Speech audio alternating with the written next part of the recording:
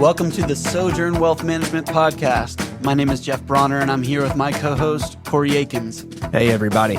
We also have with us a very special guest with us today, the founder, president, and CEO of Sojourn Wealth Management, Andrew Kraft. It's great to be here. Today, we're bringing you the first episode of the Sojourn Wealth Management Podcast, where we will be talking about the origins of our firm, the journey thus far, and our hopes for the future. And we'll also provide insight into the name Sojourn Wealth Management. And in upcoming episodes, we plan to feature interviews with a selection of our clients, highlighting their experiences and stories, with a special focus on local business owners within the community. So with that, we'd like to kick off today's discussion with an interview featuring our firm's founder. So Andrew, to start with, why the name Sojourn Wealth Management? That is a question I get from time to time, and life is a journey, right? A lot of changes, births, death, marriage, divorce, challenges, opportunities, not to mention the market and economy. And, we're all temporary residents on this earth, and so that theme kept percolating in my mind. And as I was beginning to explore independence, I was starting a Bible in a Year program and kept running across the word sojourner. And so that just kind of stuck to sojourn and want to kind of impress upon our clients that they'll never walk alone. That's awesome. And two, you've mentioned in the past some work that you did that helped inspire that idea as well, right? Yeah, before I guess you would say I joined the real world, I was a wrangler at a Colorado dude ranch, and we'd take our guests out on rides in the beautiful Pike National Forest, and our goal obviously was to bring them back safely at the end of the day. And so every now and then we'd encounter obstacles, whether it's, rain or down a tree or whatever it is. And we needed to just navigate that changing landscape. And so that idea kind of kept with me. Speaking of changing landscapes, you had mentioned going independent. What led ultimately to the decision to create Sojourn Wealth Management? Ultimately, it's about my clients. I wanted to provide an elevated client experience and really kind of raise the level of service that I was providing to them, and also have access to strategies that I didn't have before, so that they could be, I think, better served and have a higher chance of successfully reaching their goals. And one other thing I'll mention is just the way that the former company would assign clients if an advisor left or quit or resigned or retired or died or whatever. They were just assigned to someone else. And in this way, clients are clients of the firm, and they have a team that will walk through them, as they go through life. You mentioned going into independence. That's a big step. What were some of your concerns when thinking about the prospect of starting your own firm? Clients not coming with me. That was the biggest concern. And so in addition to that, just some things that I had never had to deal with before. So I'll call it the business element as opposed to the work that I was doing. I've been in the industry for a while, but had never owned my own business. And so all those things like HR and payroll and benefits, stuff like that, business entity and taxation, I didn't know anything about that. And so a friend of mine really encouraged me and said there's a lot of partners and specialists, who are available to assist with that. And because I had been in the industry for a while and knew the work, I had de-risked that decision a lot. And since risk management is one of the principles of financial wellness, that really struck a chord. I hope that Corey and I are not providing too much trouble on the HR point.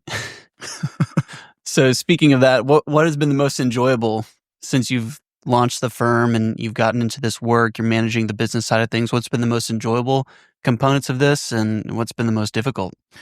Without a doubt, the most enjoyable thing is when clients reach out with congratulations and express their desire to stay with me. It is just so humbling and rewarding, and it's just a great blessing. That's an easy answer.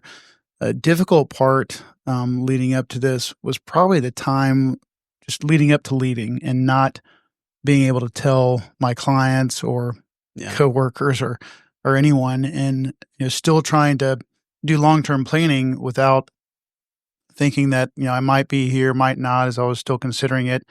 But as a fiduciary, I was doing what was in their best interest. And so whether I had whether I had decided to stay or leave, or after I had decided, and whether they were going to come with me or not, I wanted to make sure that they were better off for having met me, and their life was better for having let me into their life, because I realize it's a kind of a sacred space, and dealing with money, and so I just wanted them to be better off, but not being able to tell them was really difficult.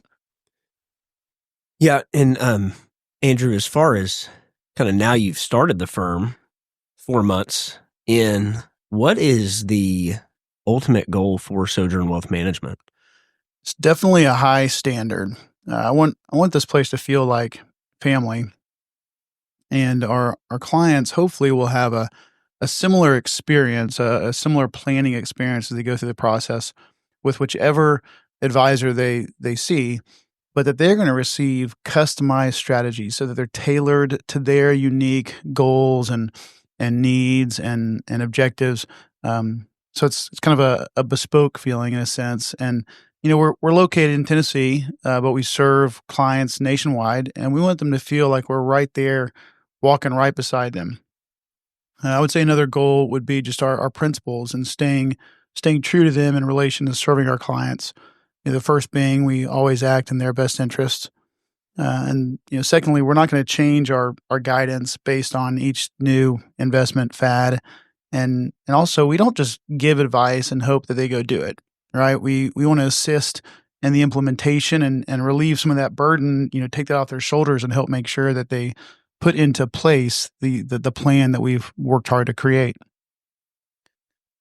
Building off that point that you're just saying about the investment fads and the trends and all of those different things that might be flashy and attractive to people. You've been doing this for some time and have developed a method and a practice and a process. When did you become a financial advisor? So I joined the financial services industry back in '96 in Texas at a savings and loan, and was working with folks, helping with their budgeting and applying in our um, affordable housing program. Ended up moving into the real estate development division, but I really wanted to get back in helping individuals and families just kind of face to face. So in January of 2000, I joined a national company as a personal financial advisor. And then in 2006, family moved to Knoxville, mainly to work with the University of Tennessee faculty, coaches, and staff, and then connected to that, the UT Med Center, including healthcare professionals. And then the company expanded my responsibilities and taking care of the teachers in the K-12 area in Knox County and the surrounding counties. So I was with that company for a while. Just missed my 25th anniversary with that company by just a few months. So over the years, my math, right, almost 30 years in the industry, right? You have done a lot of work by way of education. So you mentioned working with the clients here in Knoxville, university staff and faculty, and so on. Tell us a little bit about what you've done to become an expert in serving your clients over the years.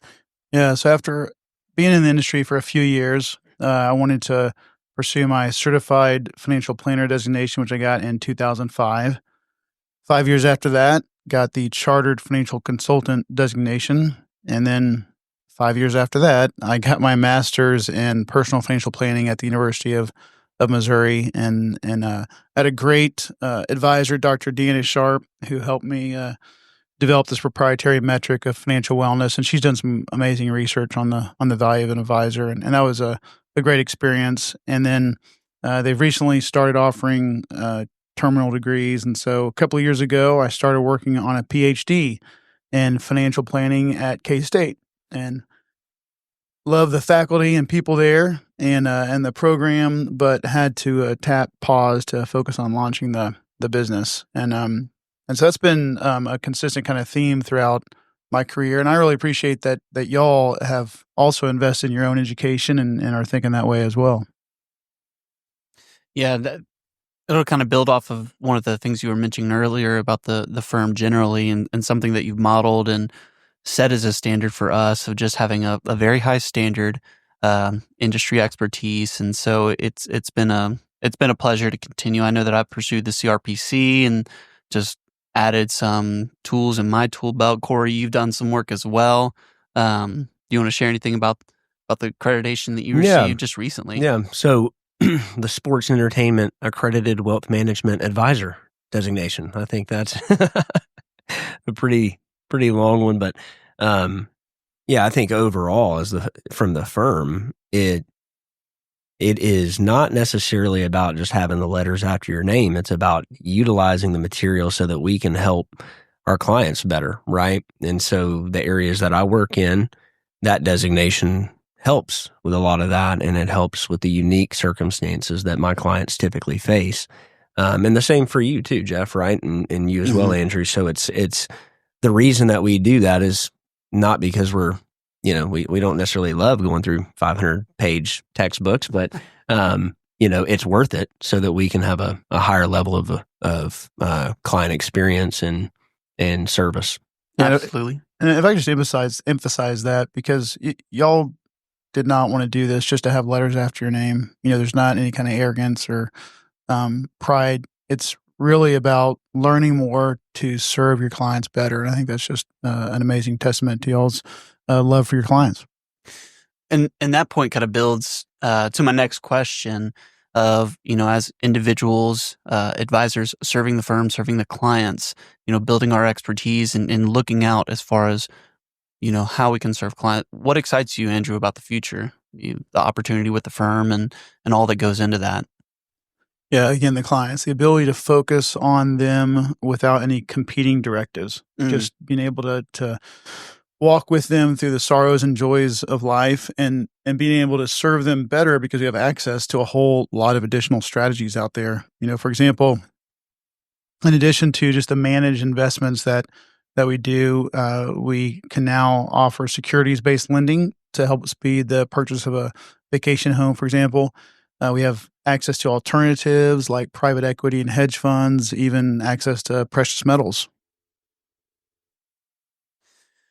Yeah, another one that we had talked about recently as well is just the strategies available that allow us to, take a client who has investment property, and one of the big questions is if they want to get out of that investment property, how do they do it, and how do they manage the capital gains that oftentimes right now we have such expansion in real estate market and the price is going up and everything, and that's something top of mind for clients, and there's strategies that we can implement to help them do that and defer capital gains, and that's been a really fun one to discuss and explore as well. Yeah, in fact, the fact that we can customize the strategies to our clients a lot more, particularly, for example, we created an all USA investment strategy.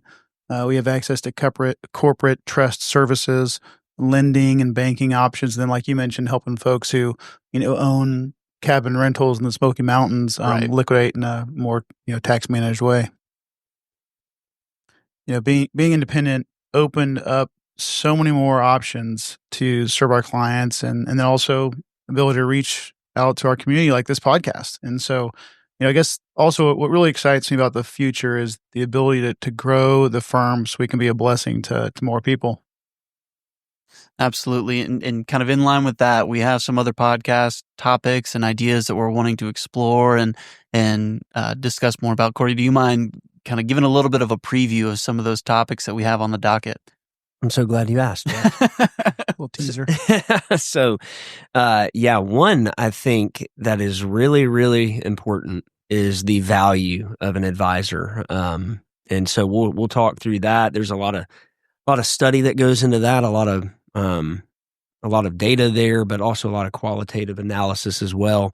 So value of an advisor, history of retirement plans, so what your workplace plan will allow, and then history of annuities and life insurance, those two big topics. Yeah, people are excited to hear about those. And gentlemen, I'm grateful for your time. Andrew, thank you so much for telling more of the story. We're excited to hear more from My pleasure. These different topics, and Thank you, see Andrew. you all next time.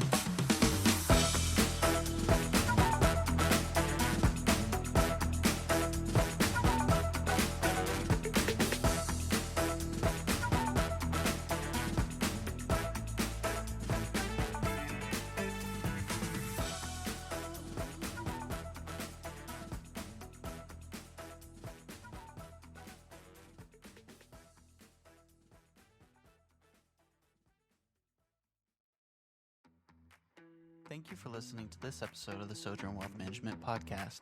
This is a friendly reminder that all content in this podcast is intended for educational purposes alone. Nothing in this episode should be treated as tax, legal, or investment advice. We encourage you to consult your financial professional for any of these needs.